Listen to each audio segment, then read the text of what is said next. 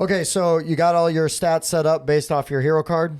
Yep. Okay, we're ready to go. Well, we need a map. All set up.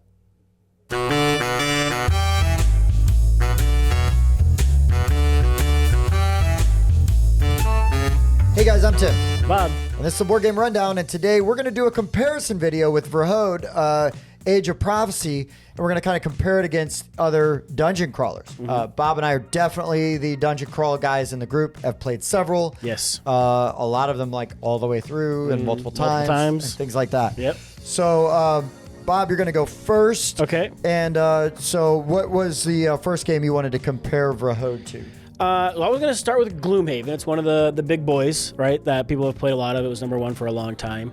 One of my nitpicks with Gloomhaven is that there's a million tiles to try to set up, right? So when you go to start a scenario, you're piecing all of these tiles together, trying to build your board, which does make for a very unique, map system each time, but it can take a long time for that setup. Right. And Vrahode, with these map-like boards that they have, the setup is super simple. It has all the monsters you need in the one spot. It's got all your flavor text on there in one spot for you to read off as you go through all the encounters. Shows you where your people are going to spawn each time.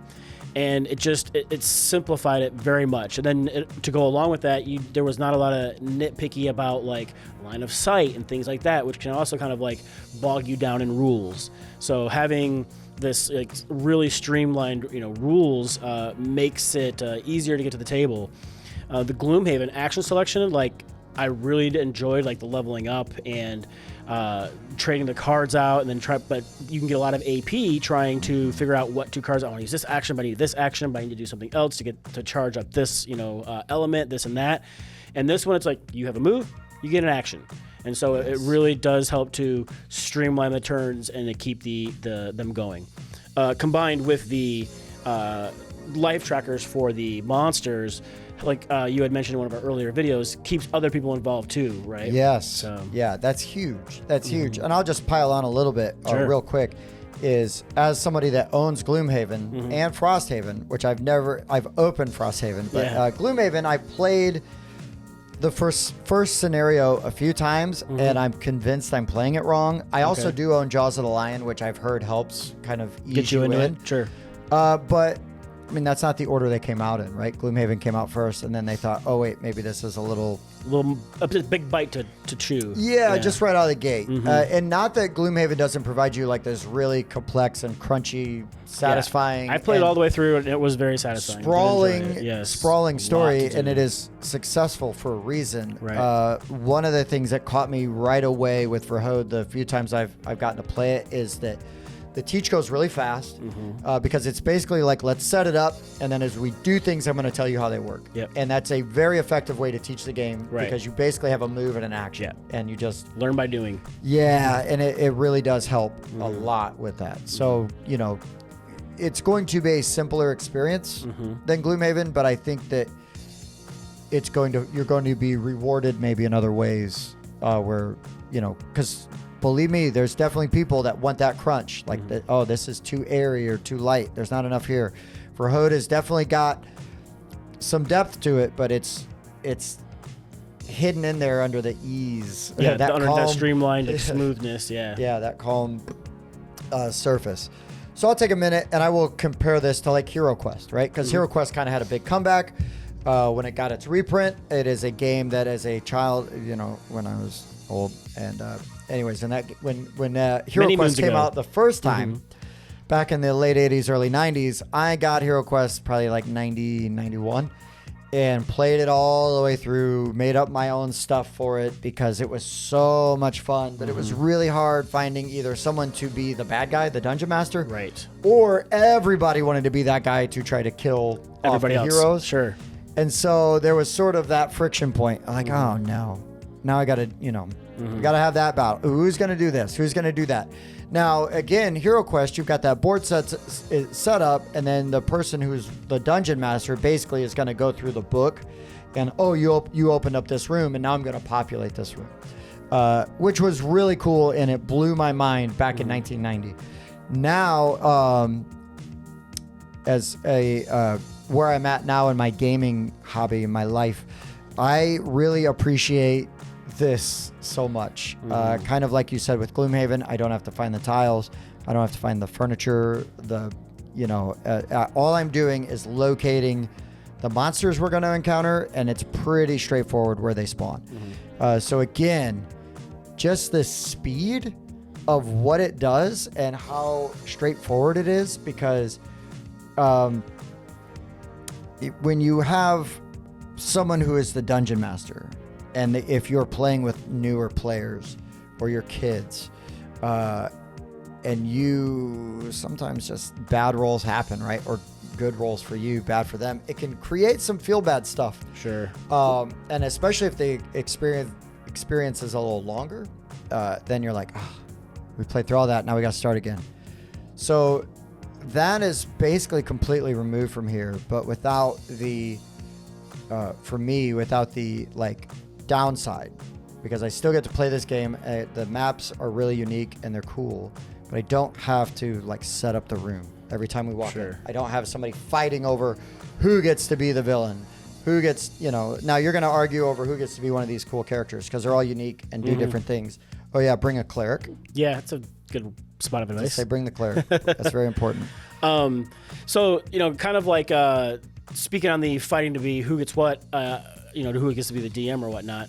I play a lot of Descent. Yeah. And so the Descent has implemented the app, which is fantastic. Awesome. Yeah, as long as it keeps being supported, because that's one of my greatest fears is that I'm going to have one of these games, I'm going to go to bust it out, and it's like, oh, this is no longer supported, and that will be Sad Panda Day. But that eliminating the need for the one and the 1v-many makes it a lot more palatable for a lot of people that I play games with, so it's just a full co-op thing. But then you come back to, while not at the beginning of a scenario like you might have in Gloomhaven where you're digging through a ton of tiles trying to set it up, you're just doing it room by room as you open up doors and explore things. And so it does divide the setup time a lot into more biteable sections, but there is still a bit of that setup. And by the time you get done, you have this huge 3D crazy looking, and board, it looks incredible. Which looks incredible. And you get to the end, you're like, man, how do we get here? And you're seeing all this stuff that you've done throughout, and it's amazing. But this, streamlined, like I said, it'll be even faster getting through it because we put hundreds of hours into Descent. Oh, for sure. And that also has like a streamlined, you get a move and an action type of thing. So having that streamlined ability as compares to this with the action selection, now you're going to further remove the 3D building of the terrains and all of that. Like this, you're not going to spend 6 or 7 hours in a night playing through an episode of that. You're just going to take 45 minutes to an hour to play through one of these, missions. Sometimes 2 of them, yeah. And then sometimes you can knock out 2 of them. And I think that's going to really help you get to the table and actually get it played through, because sometimes you get a lot of these big, crazy dungeon delver games, and it's like, well, we've played the game for 30 hours, but we've barely scratched the surface. Right. And while that's nice to have all the extra gameplay, you want to get through the story. You want to play through things. You want to, accomplish it, and then maybe go back and play again with different characters and make different choices at different, areas. Yes. So. And like you, I'm a huge Descent fan because unlike Gloomhaven, I'm not as intimidated by it. Sure. Like the rules are pretty straightforward, especially if you had already played 2nd edition, you know what I mean? And then even then with like sort of our role-playing game experience, what edition was that? 4th edition of Dungeons and Dragons? That was basically a board game? Which was basically like a tactical minis game, which I hated. It was I liked it for what it was, but not as D&D. Right. Yeah. It was a great tactical minis game. Like, I liked doing that, but I did not feel the Dungeons and Dragons aspect. It never felt like Dungeons and Dragons. No. And this game, without having seen like way down ahead, like with the campaign stuff, there is some interesting character evolution stuff and leveling up and getting extra things. Right. So I really look forward to seeing that. But kind of to tag on to what you were saying about Descent is Imperial Assault. So the Star Wars version of Descent 2nd edition, basically. There's the tiles set up, and yes, it is app supported, or you can play as one person is playing as, the bad guy, the game master. Right. And that one also does provide like rules for like a skirmish mode, so you can set that up, which is really cool. And if you are into that, totally like that is worth the investment and the time. And I can tell you, I have not stopped buying stuff from Imperial Assault. Like I look for stuff still and try to add to my Imperial Assault collection because it's all going away. and at least in its current form. So I'm Sure. still trying to get stuff. I love it, and I still try to grab even Descent Second Edition. I have a ton of stuff for Descent Second Edition, and I've got the core box for Third Edition, which I think is excellent. But this was kind of a breath of fresh air, and the awesome thing for me personally is I really am glad to have all three. I don't have Hero Quest anymore, but if I didn't. Actually, I don't even know that I would want to own Hero Quest anymore, just compared to like what the other stuff does now, and does so much better. Because even Massive Darkness, like 2 specifically, I find really satisfying and unique. But like for this and the Descent or the Descent style games, and the Gloomhavens, like they're different enough. I feel like you can have all of them in your collection because of the experiences that they provide, and what do you want out of the game?